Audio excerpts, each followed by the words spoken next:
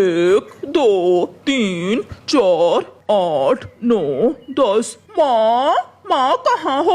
आज मुझे 10 रोटियां ही दोगी क्या? इतनी सी रोटियां खाकर मेरा पेट नहीं भरता। मैं रसोई में हूँ, 2 रोटियां और बना रही हूँ तुम्हारे लिए। 2 रोटियों का ही आटा है, मेरा क्या है, मैं भूखी रह लूंगी, किसी तरह तुम्हारा पेट भर जाए।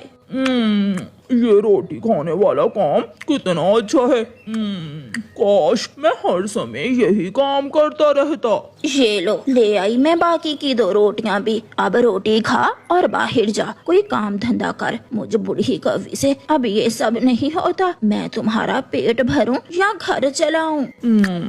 अरे जाता हूँ माँ, तुम भी ना मेरे पीछे ही पड़ी रहती हो, ठीक से रोटी भी नहीं खाने देती। चिड़िया, मुझे भूख लगी है, क्या तुम्हारे घर में कोई रोटी है? हाँ माँ जी, मेरे पास 2 रोटियाँ बची पड़ी हैं, वो तुम ले जाओ। क्या आज आपने घर में रोटी नहीं बनाई? बनाई थी, पूरी 12 रोटियां, वो सारी ही कालू खा गया। मैं क्या खाती, उसका पेट है कि भरता ही नहीं है। माँ जी, जब तक आप उस पर जिम्मेदारी नहीं डालेंगी वो नहीं सुधरेगा।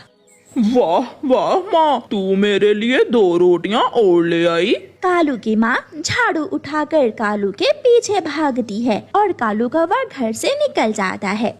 कबूतर के आंगन में आम का पेड़ था। वो दोनों पति पत्नी आम के पेड़ के नीचे बैठे हुए थे। ये आम का पेड़ तो बहुत बड़ा है, एक पत्थर मारूं तो सारे पके हुए आम नीचे आ जाएंगे। कालू कौवा एक पत्थर उठाकर आम के पेड़ पर मारता है। आम तो गिरते हैं, लेकिन पत्थर सीधा जाकर कबूतर के पंख पर लगता है। दुष्ट कौवे, मैं छोड़ूंगा नहीं तुझे, कहाँ भागता है? कालू तो पीछे मुड़कर नहीं देखता, वहाँ से भाग जाता है।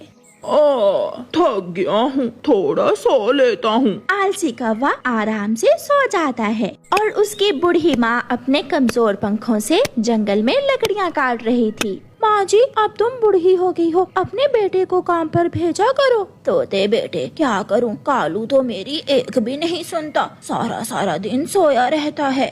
शाम के बाद कालू कौवा उठ जाता है और वहाँ से उड़ता है।